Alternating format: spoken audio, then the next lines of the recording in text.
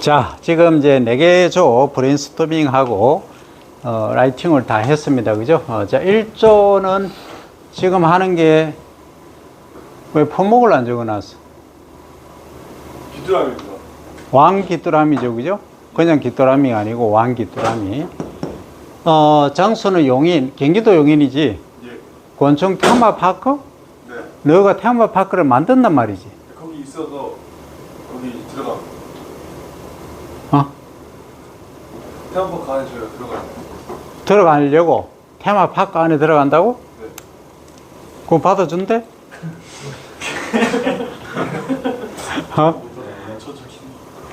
아니, 내가 지금 오다 중부는 뭐냐 하면 1년에 1인당 순수익 3천만 원 기준으로 해서 하라 했거든.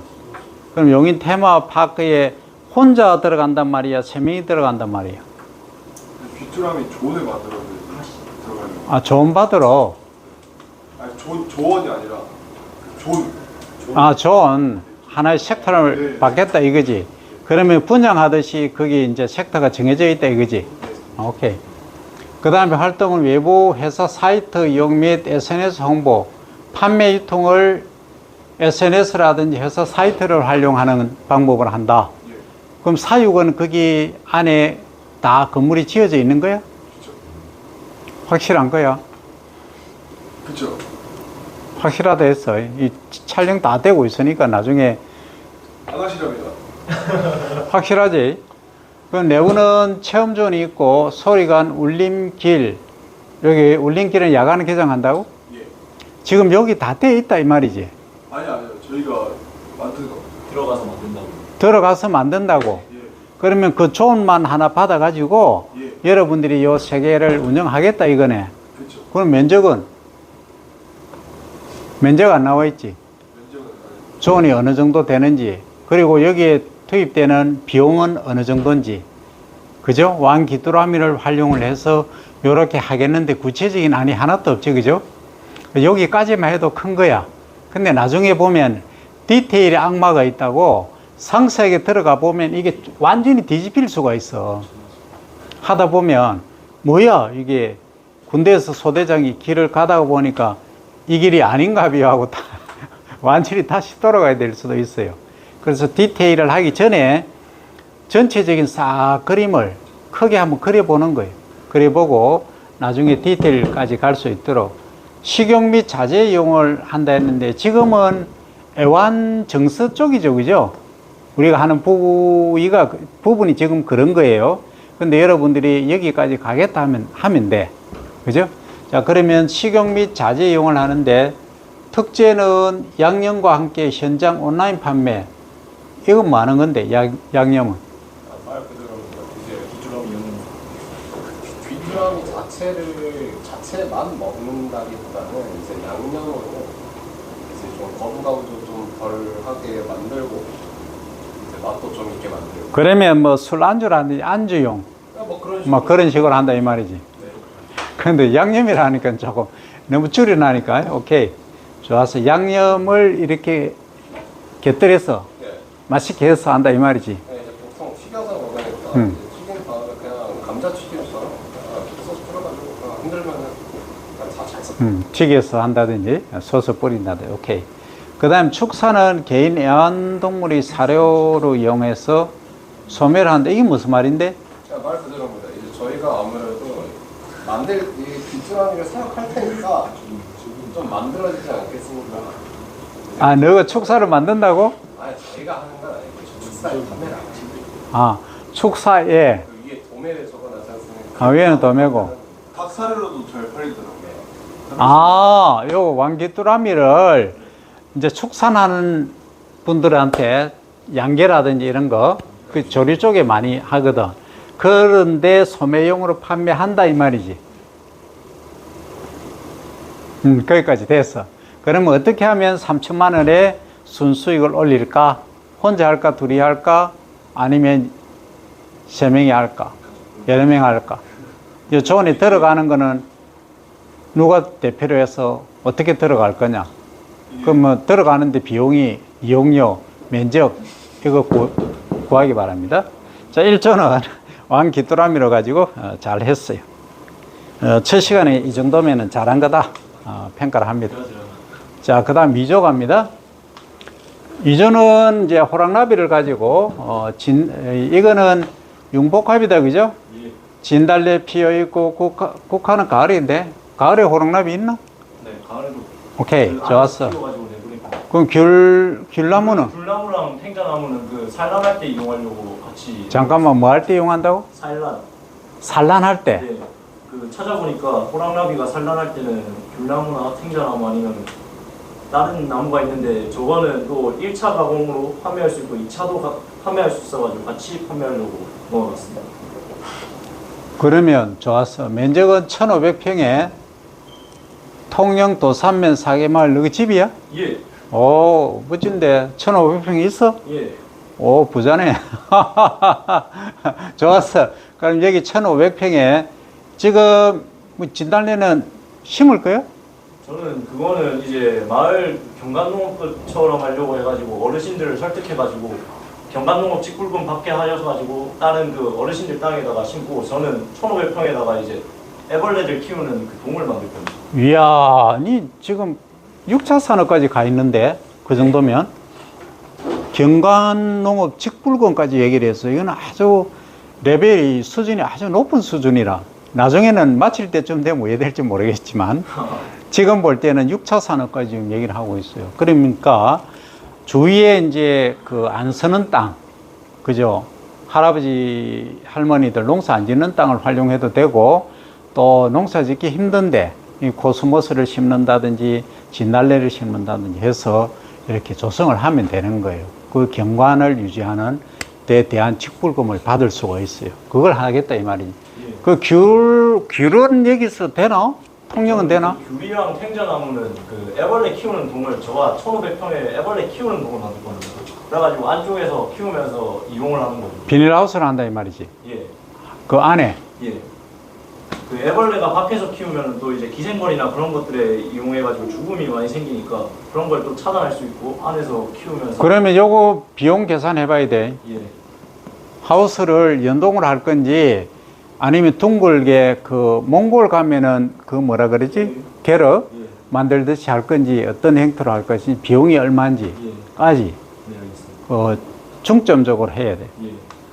자, 그 다음에 1차는 귤, 탱자, 생과를 판매한다 이거지? 예, 생각 판매하고 그다음에 그 꽃 같은 것들도 이제 생화를 판매하면 될 것 같다고 생각합니다. 아이디어 좋아. 근데 탱자, 생과 팔리나? 안 팔릴 것 같아가지고 일단은 적어놨긴 했는데 안 팔리면 이제 2차 가공 청 같은 것도 판매할 수 있으니까. 탱자, 청? 예. 탱자는 약용작물입니다. 예. 그래서 청도 가능하고 예. 이걸 슬라이스 해가 말려가지고 탱자 차로 예. 할 수 있는 쪽으로 해도 돼요. 어쨌든 탱자는 내가 이제 나도 많은 생각을 하고 있는데 예를 들어서 이런 거예요. 이제 축산을 하면 염소라든지 소, 양 이런 걸 기르면 방목을 하게 되면 울타리가 있어야 되잖아. 예. 그 울타리가 목책이라는 거예요. 목책인데 전기를 통해서 못 가게 하는 전기 목책이 있고 예. 아니면 여기 이제 그 철사의 뾰족한 부분을 바깥으로 내서 못 가게 하는 그런 방법도 있어요. 근데 탱자나무를 심어 놓으면은 얘가 가시가 있거든. 예. 그러니까 못 가, 이동을. 그런 쪽으로 울타리용으로 활용을 해도 되고 거기에 나오는 열매를 활용을 해서 약용으로 사용해도 되고 다양하게 할 수는 있을 거예요. 자, 어쨌든 2차 가공은 화전, 그러니까 여기 진달래 화전이 있으니까 카도 가능하다고 듣긴 들었어요. 서울 먹거리 먹거리 비빔밥 같은 것도 가능하다고 들어서. 비빔밥. 예. 오케이, 좋았어. 그러면 비빔밥 들어가면 또 채소가 안에서 예. 친환경적으로 생산되면 더 좋겠지. 예. 그렇게 가면은 6차 산업이 완벽히 이제 조합이 되는데 문제는 혼자 못 한다 이거냐. 이거는 혼자 할 사업이 아니고 적어도 내가 볼 때 10억은 있어야 돼. 예. 그럼 10억을 투자금을 어디서 받을 거냐부터 시작해서 그림을 지금 그립니다. 그러니까 1년에 순수익이 3천만 원 했는데 이렇게 나오면 이게 뭐 순수익이 10억 나올지 영원히 나올지 마이너스가 될지 모르겠어. 어쨌든 완벽한 지금 그림을 지금부터 그리기 바랍니다. 예. 그 다음에 홍보는 SNS 블로그, 인플루언서, 인플루언서를 내를 하면 안 되나? 초대. 좋습니다. 그 다음 기념품, 코치 마스코트, 체험 키트, 박제 기념품, 이런 것들로 한다. 좋았어요. 첫 시간 치고는 아주 지금 수준도 높고 멀리가 있어. 멀리가 있는 만큼 나중에 책임감이 크다요. 어떻게 결과를 도출해내는가 하는 게 여러분들한테 달렸다. 꿈은 당연히 커야지. 근데 현실성이 없으면 의미가 없죠. 그죠? 자, 그 다음 갑니다. 자, 3조. 표현이 잘 받아쳤다는 표현을 하면 안 돼. 여기는, 면접 장소가 아니야. 그 여러분들 면접 보러 가면은, 뭐, 사장님이나 이사진에서 질문하면은, 어떻게 그런 표현을 할 수 있는데, 여기는 여러분들 발전을 위한 곳인데, 한 번 하고 단편으로 끝나는 게 아니야. 성장했다. 어? 성장했다. 잘 받아쳤다 표현하면 안 돼. 자, 그 다음, 누에 체험관을 진주시 내동면에 하겠다는 거지. 네. 그러면 누에 교육을 해서 역사 생애 하는데, 내가 딱 처음에 드는 생각이 이것은 어디서 하느냐면, 평생교육원, 또는 평생교육원이나 또는 치유농업 쪽에는 맞아. 이게 교육원. 근데 누가 교육받으러 올 것 같아요? 어디서 해, 이거? 경남도 농업기술원에 산업곤충관이 있죠, 곤충관이. 예. 있어. 거기서 역할을 다 하고 있어. 이런 건, 교육, 체험 이런 거는. 기본적인 거는. 네, 이제 음. 누에 교육을 어린이들이나 뭐 재밌게 초점을 맞추기 위해서 우리나라에 있는 토속적인 이야기나 그런 걸 엮어서 연극을 만들어도 재밌을 것 같고 또 책 같은 거 판매 쪽으로 이어갈 수 있을 것 같고. 그런 거면 얘기가 다르네. 그러면 이것도 6차 산업이네. 다른 거하고 연결을 하기 때문에. 그러니까 생산, 가공, 유통까지 다 하겠다는 거지. 그죠? 그래서 6차 산업이고 요것도 치유농업 쪽으로 그 드라이브를 걸면 돼. 일단 치유농장을 만들어서 일단 치유농업 기사 자격증 이것부터 시작해서 1급 따서 운영을 하면 돼. 그렇게 하면은 교육도 하고 내가 할 수 있는 거 마음대로 할 수 있는 거죠. 예, 그렇게 가면 되겠다. 자, 그 다음에 그러기 위해서 이제 누의 역사라든지 생애, 라이프 사이클 또는 스타일까지 체험 활동은 촉감이라든지 시각 체험, 실꽃 읽기 체험, 누에 그리기 등 다양하게 아주 아이디어는 좋아요. 요거는 어린이나 좀 어른들도 이렇게 하면 좋아. 그 다음에 기념품 판매는 누에 쪽에 전부 드라이브를 다 걸었다, 그죠? 그리고 장식용 술, 그리고 마스코트 인행, 여기까지 크게 다른 품목을 들이지 않고, 누에 위주로 했는데, 내가 이제 추가로 얘기하면, 누에가 먹는 먹이가 있죠. 네, 그게 뭐죠? 뽕나무. 뽕나무죠.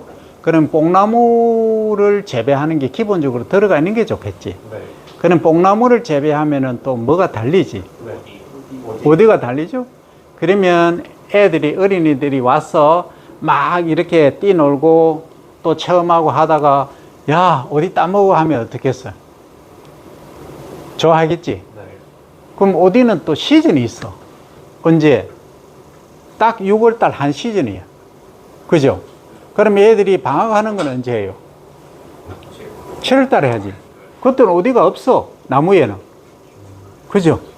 그러면 어디를 보관해서 다양한 접을 만든다든지 다양하게 또 가공을 해도 되겠죠. 그죠? 네. 그렇게 해도 되고. 그죠? 또 요것을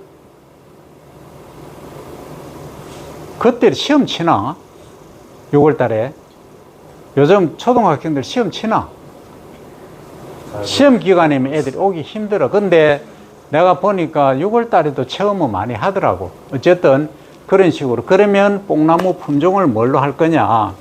내가 누에를 예를 들어서 뭐 10만 마리 또는 100만 마리 그걸 타겟을 정해야 돼. 목표를. 그러면 어디가 아니고 뽕나무가 얼마나 필요하고, 그리고 이제 봄 누에만 할 거냐, 여름 누에 할 거냐, 가을 누에 할 거냐, 이것까지 결정을 해야 돼. 그러니까 뽕잎의 품질은 봄류가 가장 좋죠. 봄뽕이. 그죠? 네. 그럼 그것만 하고 말 거냐? 아니면 여름, 가을까지도 유해를 칠 거냐? 하는 거지. 요것을 이제 일단 결정을 해야 돼요. 그 1년에 3번 해도 되고 2번 해도 되고 1번 해도 되는데 그 결정을 일단 해야 돼요. 그러면 이제 사육사가 있어야 될 것이고 뽕나무 재배가 되어야 될 것이고 그건 어느 정도 할 것인가. 그럼 좀 더 나아가면 몇 년생. 그리고 거기에다 부가적으로 애들 체험하려고 하면은 뽕나무 수종을 뭘로 할 거냐? 대성뽕으로 할 거냐? 수성뽕으로 할 거냐? 다 배웠죠, 그죠? 이렇게 다 했잖아. 예. 뽕 품종. 그래서 품종을, 야, 어디도 하고 아니면은 15그루 뽕잎을 생산하는 거, 한 그루 열매, 어디를 생산하는 거. 그렇게 해도 돼. 그럼 그 그림을 멋지게 지금부터 그려야 돼. 그죠? 그러고 나면은 실제 여기에 뭐 비배 관리를 어떻게 한다. 그건 다음 문제고 일단 그 큰 그림부터 잡아 나가야 돼. 됐죠? 그 다음에 요거는 좋아요. 그 다음에 기념품 뭐 다 좋고 여기까지는 여러분들 수준에서는 이 정도는 잘 그렸어요. 그 다음 사조 가장 많이 몰린데 장풍이죠, 그죠? 자, 장수풍뎅이 보면 먼저 체험관을 진주시 내동면에 만들겠다. 체험관. 자, 사조가 여기지. 체험관을 얼마만한 면적에? 면적은?